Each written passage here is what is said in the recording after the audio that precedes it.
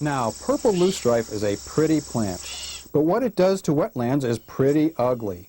It chokes out most of the other vegetation around it. Every species has a role to play in nature, and just as human diversity is vital to social systems, biodiversity is vital to ecosystems. For example, beekeepers love purple loosestrife because it provides lots of nectar for bees to make their honey. But ecologists don't like it because it destroys biodiversity. Invasive species often take up so many resources that there aren't enough left for the native species to survive. Scientists believe that purple loosestrife also came to the United States on a ship. This time the ship came from the Middle East, and instead of insects hiding in the packing material, it was probably just a few loose seeds sloshing around in the ship's hold.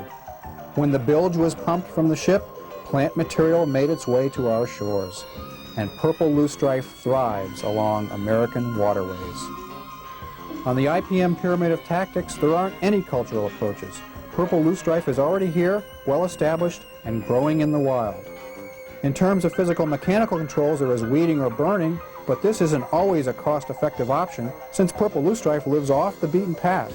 It's sometimes tough to get to in remote or marshy areas. Chemical controls are a problem because loosestrife is usually so close to waterways. We always want to keep chemicals away from aquatic habitats and drinking water whenever possible. There are, however, some pretty decent biological controls available. The purple loosestrife that you see behind me is a very invasive weed species that we've been battling in Pennsylvania for a number of years.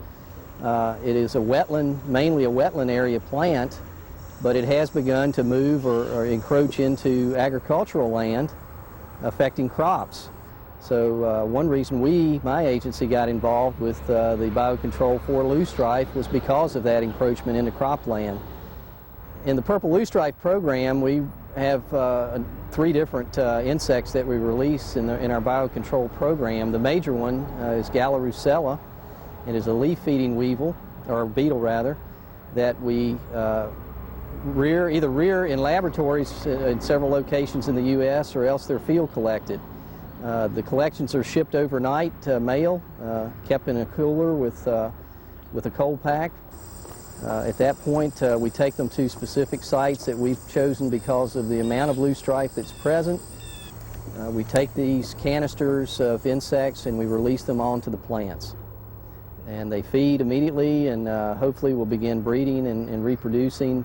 And the goal is to establish what we call an insectary so that we can come back and harvest that particular beetle from the location and spread to other sites that do not have them. So how do you make sure you're not using a bug that eats all kinds of plants? The species that we use for the loosestrife program are very specific.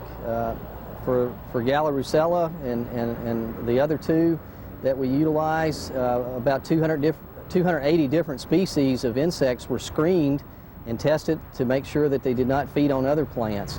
The 3 that we use, as I mentioned, are very specific to loosestrife and will not feed on any other plant that we know of. Biocontrol for my agency is one of the many tools that we use to help control invasive species. Biocontrol was one of those tools in which we release a good insect, if you will, to combat a bad insect or a weed in this case, as we're talking purple loosestrife. It is not a cure-all. It does not completely control a weed or another pest, but it is one of the tools that helps do so. So, do the good bugs really do the trick? The beetles that we're releasing on loosestrife have been effective, again, as part of an IPM program. They're only effective to a certain degree. We have seen stands that are about 7 or 8 years old where we released beetles that many years back that have about a 25 to 35% control. Again, it's other measures you have to use to completely get rid of loosestrife along with the biocontrol.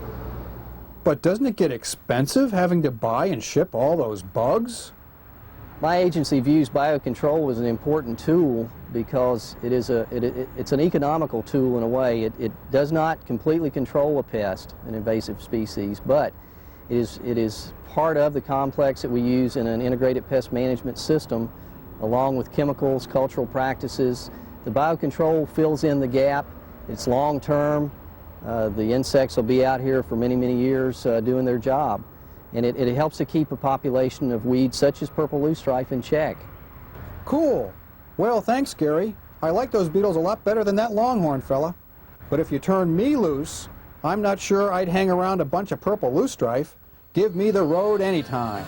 I'm getting bugged driving up and down the same old strip. I'm getting bugged driving up and down the same old strip. I love that. Hey, why so blue? I love that joke.